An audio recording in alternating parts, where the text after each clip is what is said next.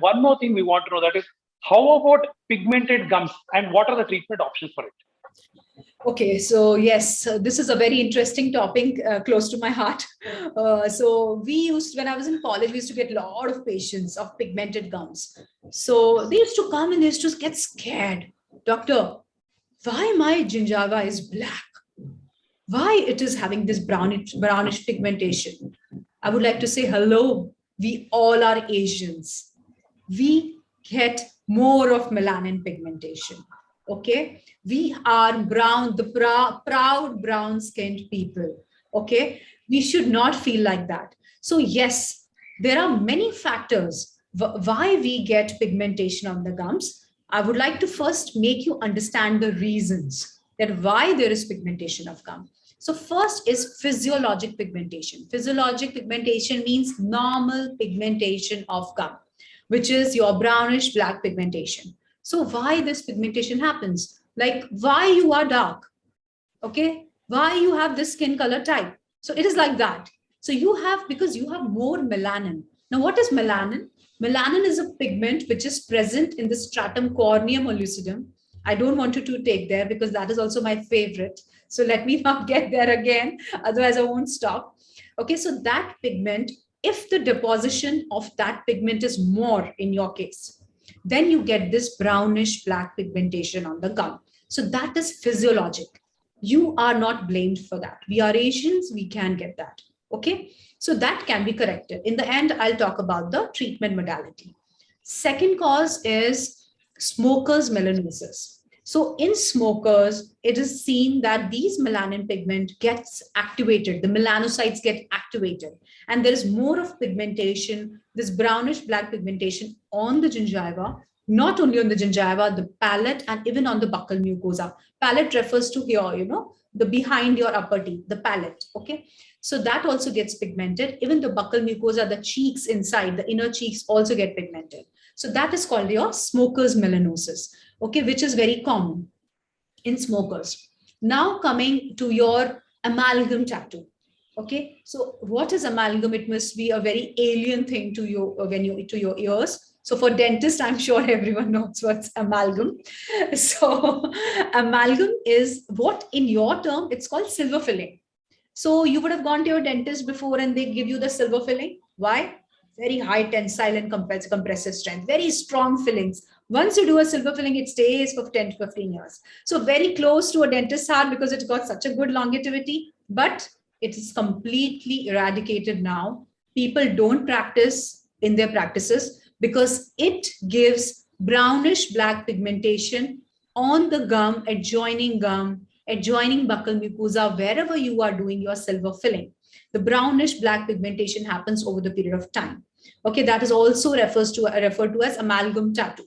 Okay, then also it is seen when there are metal crowns given.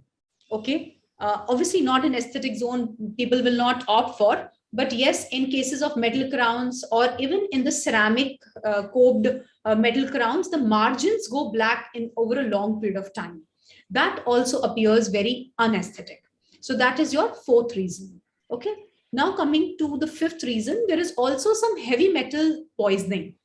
Okay. So heavy metal poisoning is like mercury, bismuth, lead poisoning happens, because of which also brownish blackish pigmentation of the gum and the cheek inside the mouth happens. Okay. Also, sometimes pigmented nevi are seen. How we get your nevi or the moles on the body. Similarly, they are present in the mouth also. Okay, because this is also a skin, a kind of a skin, but it is your oral mucosa inside the mouth. Okay, over there also you can see pigmented nevis. Okay, so they also appear very brownish, black, or bluish. They can be blue nevi also. So that also look unaesthetic if it is there in the aesthetic zone, the front zone. Okay, so these are the various causes. Also melanoma. Melanoma is a cancerous condition which I won't be discussing. And oral melanotic macula is one more condition, but that is very rare. So I will not like to discuss. So what you can understand is your physiologic pigmentation, your smoker's melanosis, your amalgam tattoo, your heavy metal pigmentation, your pigmented nevi. These are the conditions where you see a lot of brownish black or bluish pigmentation in the mouth. Now, how do we correct it? So we have again two modalities. One is with the help of your scalpel blade. Another is with the help of your lasers. Okay, so what do we do is in your aesthetic zone from premolar to premolar, we just remove the superficial layer of the gingiva or the gum, only the superficial layer. Okay, and after removing that, we do it under local anesthesia and we give you a pack, the periodontal pack. After, you can go home after that. In 1 to 2 weeks, you will see magical transformation of pale pink gingiva or gum, okay, which you would have always dreamt for.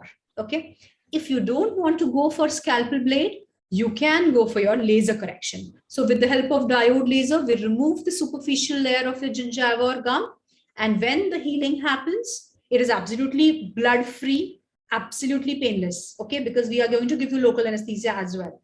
Okay, and there's going to be no bleeding because of laser, and your superficial layer is removed, and once after the healing is done, you come back to us in 10 to 15 days, you see the pale pink fresh gingiva. So so you know the kind, sometimes it is very difficult. As I told you, 1 to 2 mm of gingival display is going to be there only, or even if sometimes you're not able to correct, maybe 3 to 4 mm is there, then, and if you have a pigmentation like this, it looks very unaesthetic. So this needs correction, and it is a very easy procedure which can be done in the clinic. It hardly takes like 15 minutes to 20 minutes of time. It's more of I can talk on it more, but I will take less time to correct it. It's like that. So this is the way we can correct your pigmented gums, and so we call it depigmentation of the gum, and which comes, of course, in the overall look of your teeth. So as I told in the starting, it's not alone your dentition. It's your dentition, your gingiva, your lip, your facial profile, and your skeletal profile, which needs correction for a perfect, dazzling aesthetic smile. Yeah. That's good. That's good. So now we've got to know about most of the cosmetic